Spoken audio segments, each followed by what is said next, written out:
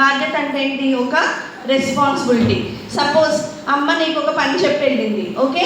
అమ్మ అరే మంచి కూర్చో, అమ్మ ఎటన్నా ఊరికటు వెళ్ళేటప్పుడు లేకపోతే బయట పని అది చేసేటప్పుడు తమ్ముడిని చూసుకోరా లేకపోతే చెల్లిని చూసుకోరా అనేసి బాధ్యత చెప్పింది అనుకో, మీరేం చేస్తారు? చెయ్యాలి.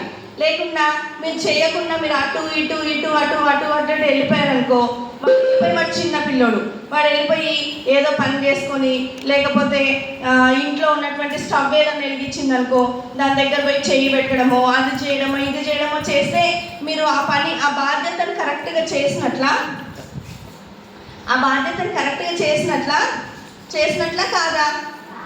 కాదు కదా, అవునా కదా? కాబట్టి మన యొక్క బాధ్యత, ఎవరైనా మనకి ఏదైనా పని అప్పచెప్పినప్పుడు ఆ బాధ్యతని కరెక్ట్గా మనము చేయడం అన్నది ఇంపార్టెంట్ అన్నమాట. హెలెన్ ఇటు చూడు.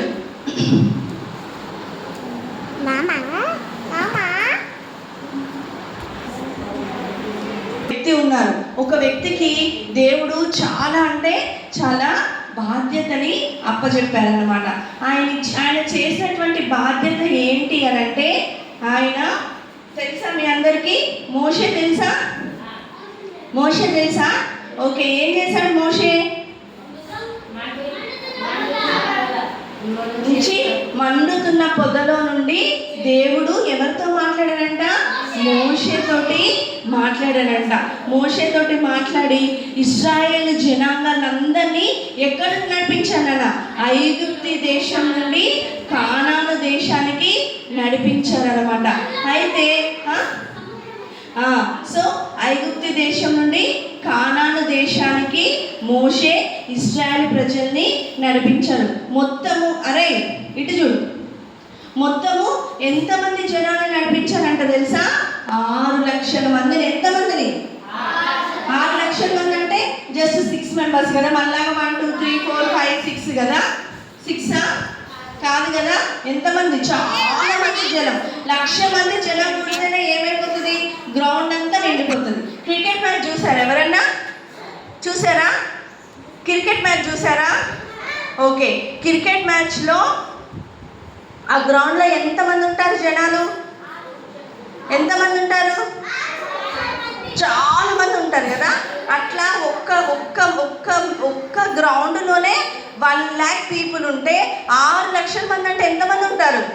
చాలా మంది జనాలు ఉంటారు కదా.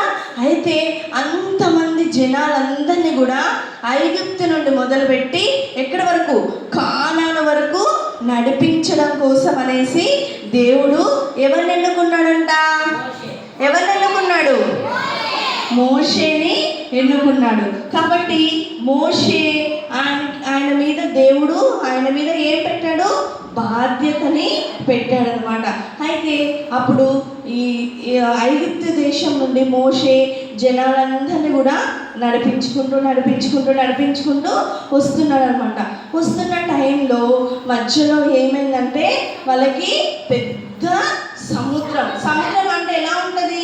ఇక్కడ నుండి అక్కడికి ఇక్కడ నిలబడి చూస్తే అవతల ఒడ్డు కనిపిస్తుందా? మనం పొలంలోకి వెళ్ళామనుకో, అక్కడ చెరువులు ఉంటాయి కదా. ఆ చెరువుల దగ్గర మనం చెరువు గట్టు మీద నిల్చొని ఇలా చూస్తున్నాం అనుకో, అవతల ఏం కనిపిస్తుంది మనకి? ఒడ్డు కనిపిస్తుందా లేదా? కనిపిదా? చిన్న చెరువు దగ్గర కనిపిస్తుంది కదా. అదే సముద్రం దగ్గరికి వెళ్తే కనిపిస్తుందా? యువత నుండి అవతలకి చూసి మీ మమ్మీ డాడీ వాళ్ళు అవతలు ఉన్నారనుకో, రా అని పిలవచ్చా? ఎంత పెద్దగా ఉంటుంది సముద్రం కదా. చాలా అంటే చాలా పెద్దగా ఉంటుంది అనమాట. అయితే ఆ సముద్రం ఒకటి అడ్డొచ్చేసింది. తర్వాత వెనకాలేమో ఇక ఐగుప్తు దేశం నుండి తీసుకొని మోషే జనాలందరినీ తీసుకొని వెళ్ళిపోతున్నారని చెప్పేసేసి ఆ ఐగుప్తు రాజు అయినటువంటి ఫరో ఏం చేస్తాడు?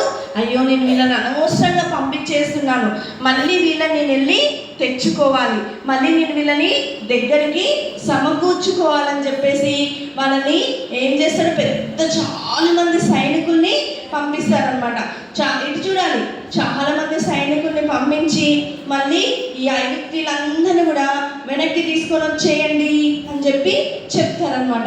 వెనక్కి తీసుకొని వచ్చేయండి అని చెప్పేసి చెప్పడానికి వాళ్ళు పెద్ద పెద్ద గుర్రాలు, పెద్ద పెద్ద రథాలు వేసేసుకొని వాళ్ళని వెంబడిస్తూ ఉంటారు. ఎవరిని వెంబడిస్తూ ఉన్నారు? మోషే యొక్క జనాంగం. ఎవరున్నారు? ఇశ్రాయేలీలందరినీ కూడా తిరిగి పట్టుకొని వెళ్ళాలని చెప్పేసి ఎదురు చూస్తూ ఉన్నారనమాట.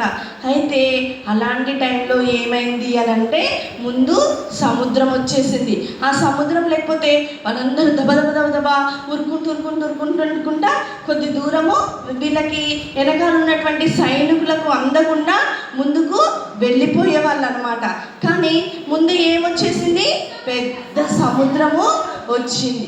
సముద్రం వచ్చే వరకే ఏం చేయాలన్నది వాళ్ళకి అర్థం కాలేదు. ఏం చేయాలో వాళ్ళకి అర్థము కాలేదు. అప్పుడు జనాలందరూ ఎంతమంది? ఒకరిద్దరు ఉన్నారా? 6 ఉన్నారా? 10 మంది ఉన్నారా? ఎంతమంది ఉన్నారు? 6 లక్షల మంది జనం ఉన్నారు. 6 లక్షల మంది జనము మోషేని ఏం చేస్తున్నారంట? బాగా తిడుతున్నారంట. ముందేమో సముద్రం వచ్చింది, వెనకాలేమో ఎవరు వచ్చారు? ఫరో యొక్క సైన్యము వస్తూ ఉంది. కాబట్టి ఇప్పుడు మేము ఏం చేయాలి? ఇప్పుడు మమ్మల్ని ఏం చేయమంటావు? ఇప్పుడు మేము ఎక్కడికి వెళ్ళాలి? అది ఇది అని చెప్పేసి మోషేని బాగా తిట్టుతూ ఉన్నారనమాట. బాగా తిడుతూ ఉన్న టైంలో మోషే ఏం చేశాడు తెలుసా? ఎవరి మీద ఆధారపడ్డాడు? మోషే యేసయ్య మీద ఆధారపడ్డాడనమాట. వెంటనే యెహోవా దేవునికి ఏం చేశాడంట? ప్రార్థన చేశాడంట. యెహోవా దేవునికి ప్రార్థన చేశాడు. ప్రార్థన చేసి, నువ్వు నాకు ఒక బాధ్యతనిచ్చావు. మోషేకి బాధ్యతని ఇచ్చాడా లేదా? కదా, నువ్వు నాకు ఒక బాధ్యతని ఇచ్చావు. ఇంతమంది జనాన్ని నా చేతిలో నువ్వు పెట్టావు కదా, ఇంతమంది జనాన్ని నా చేతిలో పెట్టావు. ఇప్పుడు మేము ఏం చేయాలి? ముందుకు వెళ్ళిపోమంటావా? ముందుకు వెళ్ళిపోతే ఎక్కడ పడిపోతారు? సముద్రంలో పడిపోతారు. పోనీ వెనక్కి వెళ్ళిపోమంటావా? వెనక్కి వెళ్ళిపోమంటే ఎవరికి దొరికిపోతారు? సైనికులు దొరికిపోయి మళ్ళీ తీసుకెళ్ళి మామూలుగా చూస్తారా? చూడరు కదా, బాగా ఇంకా ఫుల్గా ఇబ్బంది పెడతారు, కొడతారు, జైల్లో పెడతారు కదా. అయితే ఏం చేయమంటావు దేవా అని చెప్పేసి మోషే ఎవరికి ప్రార్థన చేశారంట? యెహోవాకి ప్రార్థన చేసినప్పుడు ఆయన ఏం చెప్పాడంట తెలుసా? మోషే చేతిలో ఏముంటుంది నాన్న? ఒక కర్ర ఉంటుంది కదా, ఆ కర్ర ఇచ్చి ఏం చెప్పారంటే, నువ్వు దీనిని సముద్రం వైపు చూపించు అని చెప్పేసి చెప్పినప్పుడు మోషే ఏం చేశాడు? ఆ కర్రని సముద్రం వైపు చూపించాడు. మోషే ఏం చేశాడు? ఆ కర్రని సముద్రం వైపు చూపించాడనమాట. చూపించిన వెంటనే ఒక పెద్ద అద్భుతం జరుగుతుంది. ఏం అద్భుతం జరిగింది తెలుసా? ఎప్పుడైతే కర్రను చూపించారో చూడండి ఎలా తెరుచుకుంది. ఇలా సముద్రము తెరుచుకుంది. సముద్రం తెరుచుకుని అటు ఇటు ఏమైపోయింది? అటు ఇటు వాటర్ ఎట్లా నిల్చున్నాయి? గోడల్లాగా నిల్చున్నాయి. ఎలా నిల్చున్నాయి? గోడల్లాగా నిల్చున్నాయి. మధ్యలో ఏం కనిపిస్తుంది? మట్టి, అంటే ఆరిపోయినటువంటి నేల కనిపించింది అనమాట. సో సముద్రం ఇలా తెరిచి, ఎప్పుడు మోషే ప్రార్థన చేసి కర్రను చూపించినప్పుడు వెంటనే సముద్రం తెరుచుకొని ఏమైపోయింది? ఆరిన నేల కనిపిస్తే ఈ ఆరిన నేల నుండి ఎవరు వెళ్ళారంట? మొత్తము ఇశ్రాయేలు జనాంగం. ఎంతమంది నాన్న? 6 లక్షల మంది. ఇప్పుడు పాటలో మనం నేర్చుకున్నాం కదా, మళ్ళీ నేను మీకు యాక్షన్ మళ్ళీ నేర్పిస్తా ఒకసారి, సరేనా? ఇంకా పర్ఫెక్ట్గా మళ్ళీ మీకు నేర్పిస్తాము. సో ఎంతమంది? వాటితో పాటు ఎవరు?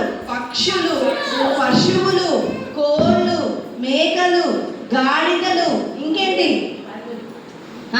పందులు, ఒంటెలు, జనాలు అందరూ కూడా లక్షల మంది ఏం చేశారంట? సముద్రాన్ని దాటారంట. సో ఈ రకమైనటువంటి బాధ్యత ఎవరికి ఇచ్చారు? మోషేకి ఇచ్చారు. వాళ్ళందరూ కూడా ఒకరినొకరు కూడా కలుపుకొని వెళ్ళారు కదా. ఈరోజు మీకు ఇక్కడ ఒక చెయ్యి కనిపిస్తుంది కదా. చేతులు ఎందుకు వేసాను తెలుసా?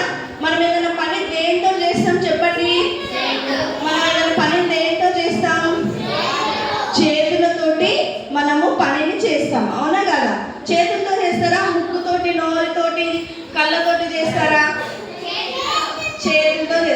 ఇప్పుడు ఒకరినొకరు పట్టుకోవాలంటే దేంతో చేస్తారు?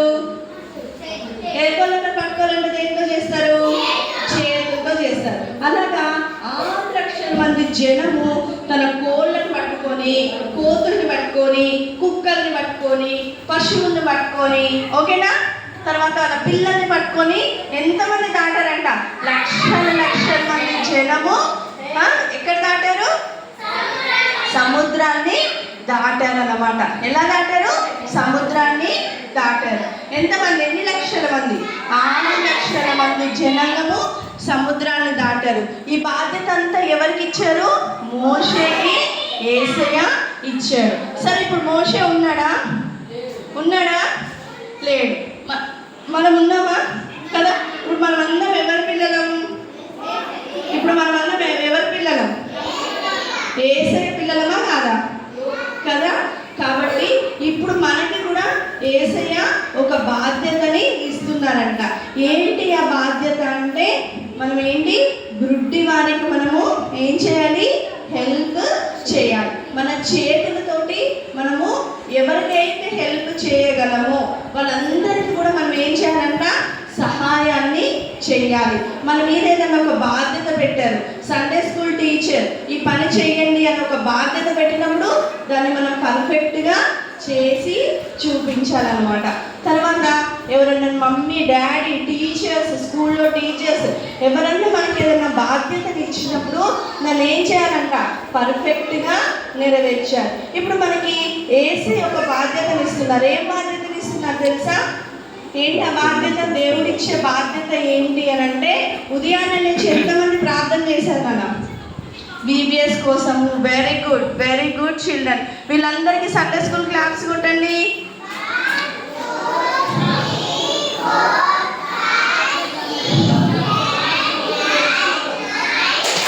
ఓకే, దేవుడు మనకి ఇచ్చినటువంటి బాధ్యత ఏంటి అని అంటే, ఉదయాన్నే లేచి మన పేరెంట్స్ కోసం, మన టీచర్స్ కోసం, మన ఫ్రెండ్స్ కోసం, మన నేషన్ కోసం. ఇప్పుడు యుద్ధాలు జరుగుతున్నాయా లేదా? యుద్ధం జరుగుతుందా తెలుసా మీకు పిల్లలు? కదా. ఇజ్రాయెల్లో అమెరికాకి, ఇజ్రాయెల్కి, వీటన్నిటికి కూడా, ఇరాన్కి, వీటన్నిటికి కూడా యుద్ధం జరుగుతుందా లేదా? కదా. ఆ యుద్ధంలో చాలా మంది జనాలు చనిపోతున్నారు, అవునా? సో వాళ్ళందరి కోసం మనం ప్రార్థన చేయాల్సిన బాధ్యత మన మీద ఉందా లేదా? కదా. మరి మనం ఉదయాన్నే లేచి చర్చ్ కోసం, బీబీఎస్ కోసం, సండే స్కూల్ కోసం, మన పేరెంట్స్ కోసం, మన స్టడీస్ కోసం, కదా, వీటన్నిటి కోసం ఎంతమంది ప్రార్థన చేస్తారు? ఈరోజు ప్రార్థన చేయని వాళ్ళందరూ కూడా ప్రేయర్ చేయాలి. చేస్తారా లేదా? కదా.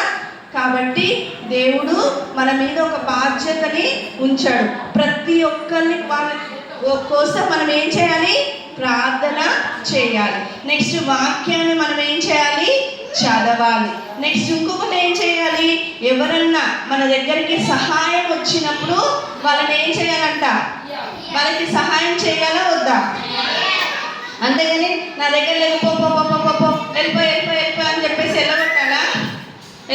వాళ్ళని వెళ్ళగొట్టకూడదు కదా. కాబట్టి మనం ఏం చేయాలి?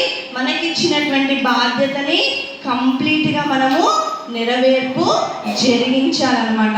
అప్పుడే దేవుడు మనల్ని ఆశీర్వదిస్తాడు.